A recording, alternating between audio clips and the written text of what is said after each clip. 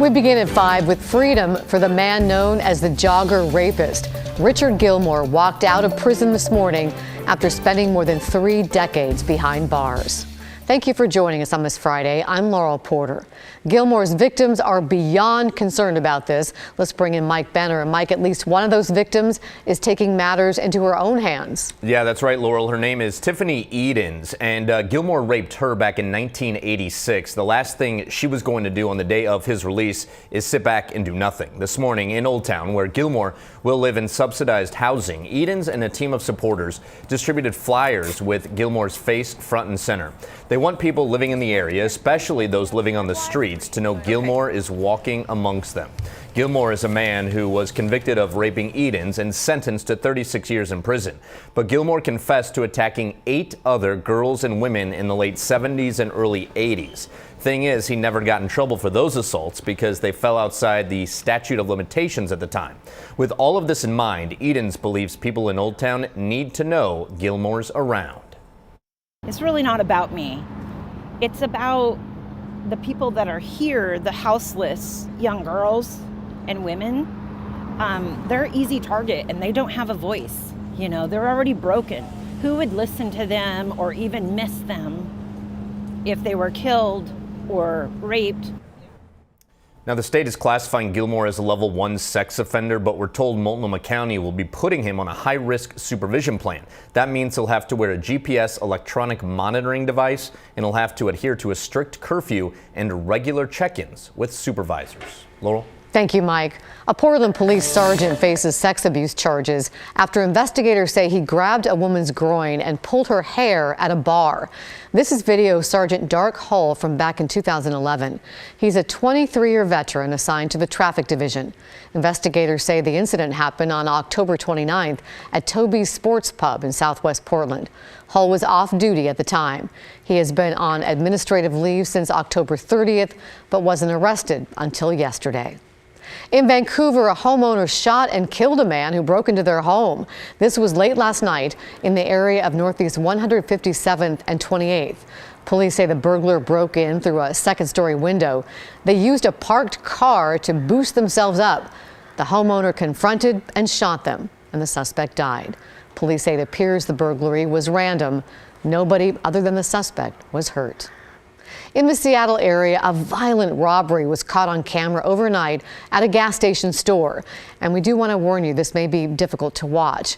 The video shows the suspect walk in the door, instantly fire a shot and start screaming at the clerk. The suspect threatens the clerk and at one point even shoves the gun in his face. During the robbery, 3 shots were fired. The suspect got away with the cash from the register. The clerk is physically okay. I was so struck with fear. My head was down most of the time. I didn't really get a chance to even look at his face. I just was being as submissive as I could because I honestly felt at one point that I was going to lose my life because he kept saying, I should shoot you, I should shoot you. And I thought, this is it. Well, thank goodness that he's safe. The clerk also said there have been numerous burglaries in that area recently, and police are investigating. This week, Washington Governor Jay Inslee made a big announcement saying he wants to spend $4 billion over the next 6 years to build affordable housing. With a shortage of housing, there is certainly a need. The governor will need voter support, though, to make it happen. Tim Gordon spoke to some affordable housing advocates who are all for the plan. He joins us now from Vancouver. Tim? Yeah, Laurel, they are certainly all for it because, you know, it costs a lot of money to build new affordable housing. Like what's behind me here, this is the Fourth Plain Community Commons set to open next spring. Just 6 weeks ago, Washington Governor Jay Inslee came to Vancouver to see what was being done to create affordable housing.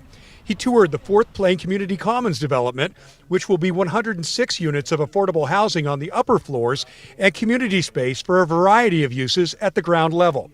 Before that, he toured one of Vancouver's safe stay communities, made up of 20 tiny homes and supportive services for people who'd been living on the streets.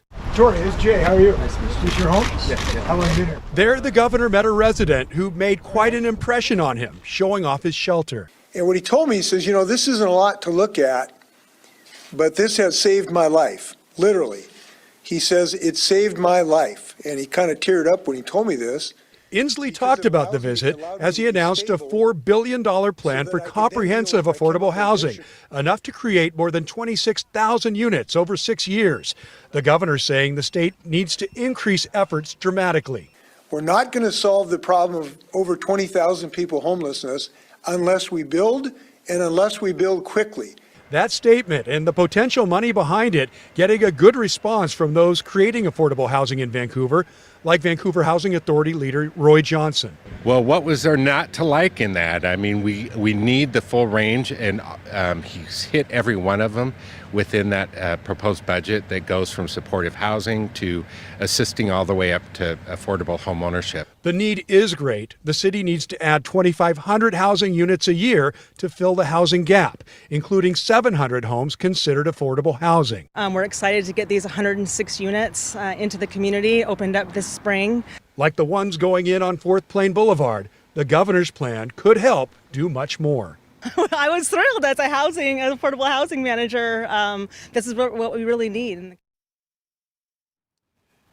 Now, the $4 billion is part of the governor's $70 billion two-year budget plan, but this money for affordable housing would have to be approved by the legislature and voters.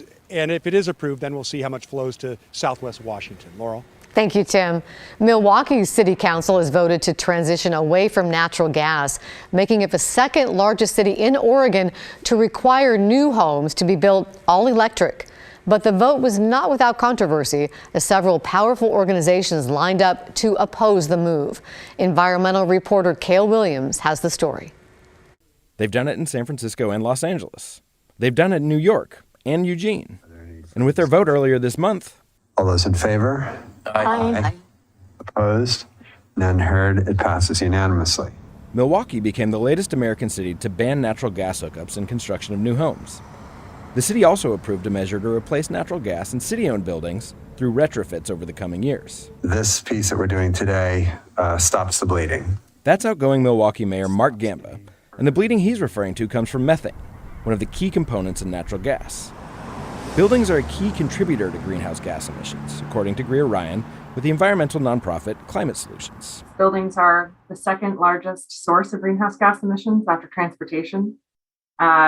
We see emissions from the electricity we use, of course, but also from direct use of gas, natural gas, which is also known as methane gas. Methane is a potent greenhouse gas, up to 86 times more potent than carbon dioxide.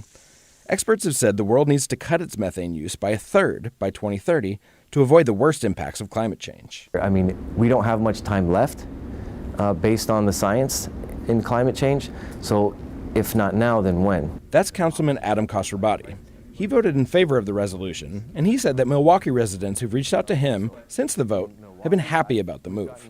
Me personally, I've gotten more praise for the decision as opposed to pushback. But that doesn't mean the measure was without its detractors. Chief among them, Northwest Natural, the state's largest gas provider. Nina Carlson, government affairs manager for the utility, spoke against the resolutions just before the vote. Our concerns really are focused on your decarbonization plan through the removal of energy choice. Northwest Natural was joined by a number of other local organizations in protesting the resolutions, including real estate groups, the Clackamas County Business Alliance, and some in the construction trades. In a letter to the council, the groups asked for the vote to be delayed until after the new council was sworn in next year. And they pointed to the fact that much of Oregon's electricity is currently generated by burning natural gas. And so anybody who has... But Khosrowbadi pointed out that the state has a law requiring all electricity production to be carbon-free by 2040, and that natural gas as a home heating source is on the decline. If we don't do it now and we build a bunch of houses, right, and we put a bunch of gas infrastructure, in 10 years we rip it out. Do we want to do it now, or do we want to do it in 10 years when it's going to cost a lot more money to do? Khosrowbadi also said he was irked by a survey Northwest Natural put out in the run-up to the vote. It included a question that asked residents who they would be more likely to agree with in a dispute, the natural gas utility or the city council. It's being claimed that, oh, we want to work together, it's a partnership, but you're putting a survey out deliberately questioning the trust that the public has in its own governing body. To me, that's very deceptive. Another question in the survey included language from a hypothetical ballot measure that would outlaw bans on natural gas. Khosrowbadi said he thinks that would be a non-starter with Milwaukie voters. If Northwest Natural thinks that this is a community that's going to, that with that being on the ballot, it's going to vote no on banning natural gas, they're mistaken. Northwest Natural declined to provide KGW with the results of the study, but a spokesman said in a statement, "It's important to us to understand how our customers feel about council proposals. We routinely check in with the communities we serve. Both the council and Northwest Natural were well regarded, and residents' feeling about the city was generally positive." Making those buildings. Ryan said she thinks, aside from the good it will do for the climate, most people will enjoy living in all-electric homes, especially with high-efficiency appliances like heat pumps and induction ranges. I think people are really going to like having buildings be more efficient and electric. They're going to make people's lives better. So it's low-hanging fruit. Cale Williams, KGW News.